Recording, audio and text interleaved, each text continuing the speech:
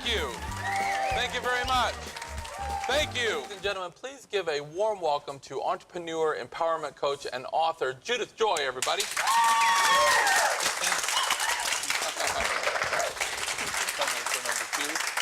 Talk a little bit about your coaching. A lot of people don't necessarily know what an empowerment coach is, or maybe they might not realize the need for one, but talk a little about your coaching specifically and what you do. My coaching is a combination of life coaching and energy. Right. And I'm trying to teach you, like if I was working with you, Yeah. I'd be trying to teach you how to shift your energy so that you don't have to always come back to me. Gotcha. So instead of, I remember years ago I was running some sales companies, and I would go in every morning and I would do a sales, a meeting, and everybody would be pumped. But I noticed that I was kind of like like a battery. I was always charging them up. And I remember one time getting so upset because every week I'd have to go in and do the same thing. And I felt like they weren't holding any charge, so to speak. You know, I felt like it wasn't going forward. And I remember one time asking the group, I said, you know, you guys hook up to me and use up all my energy every week and you're not learning anything. I said, do you know what would happen if I actually stopped coming in for a week? And one of the guys goes like this, flat line, beep. He actually said that.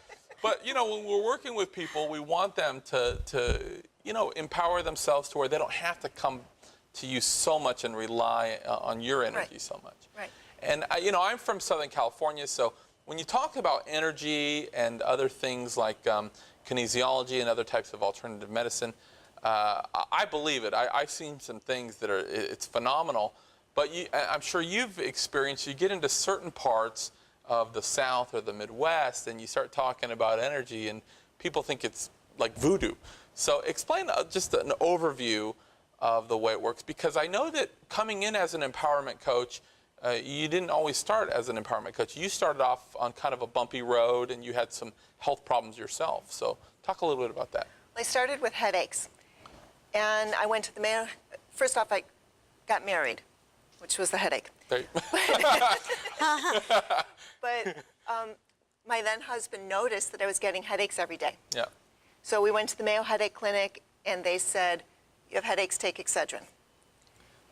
Those are smart guys. That's the best I come up with at the Mayo Clinic. I think in 30 years they've learned. Then I went to a headache clinic, and they said, here, have some drugs. Right. Well, it didn't really solve the headache problem. So then I went to a Catholic hospital in Indiana, and they said, put your husband before yourself. Huh. And they were serious. Well, I've since gotten rid of the husband, and I switched. So I switched over to alternative.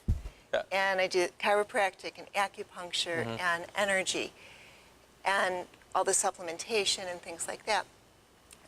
The energy started, and it was like, all right, I'm laying on this table and this guy is tapping my head. This is weird.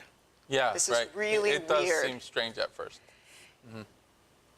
But I'm still working with this same doctor, and we started out doctor-patient, and then we became mentor-student, and now we're colleagues. Right. He's helped me understand that everything is energy. Right. Everything. This desk is energy. Yeah. And your feelings are energy. And what happens in the body is that you get so uptight about something that you're holding on to a certain energy or a certain viewpoint. Right. And that's guiding everything else that is being attracted to you.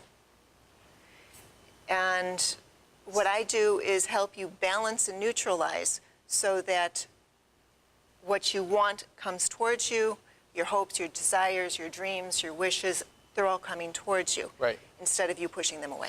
Well, and I know a lot of people would look at it and they would say, like, maybe this is a little faith-based. You know, like, I don't know if there's an energy.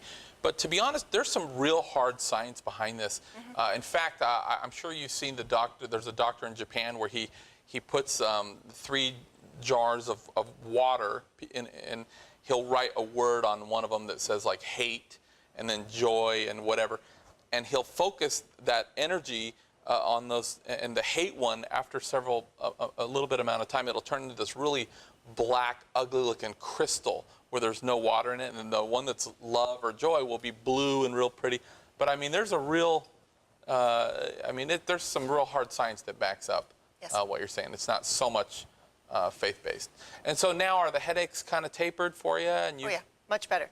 In fact, with the energy, there's sometimes that I can take my headache, literally suck it out of my head, and then throw it into another dimension. Wow. How about another person? Could you do that? Oh, sure. Okay, fine. I got a couple of people we'll talk a little bit.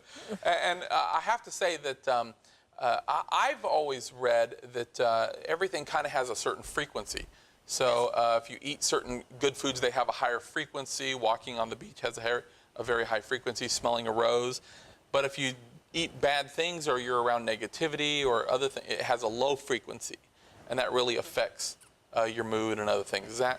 Well, David Hawkins explained it very well. You have 0 to 1,000, and the lower numbers are the lower energies, and the higher numbers are the higher energies. Right. So the low energies would be like apathy and grief. And when you're feeling grief, it's very hard to do anything. And you're just sort of slugging, oh, I'm getting through the day. Sure. But as you move up and get closer to courageousness, acceptance, peace, things like that, it's like things come to you and they're easy. So the object is to move up the scale. Doesn't mean that you're always up the scale. Sure. I mean, you're going back and forth. But the more you can get up here, the better you're going to feel and the easier life will be.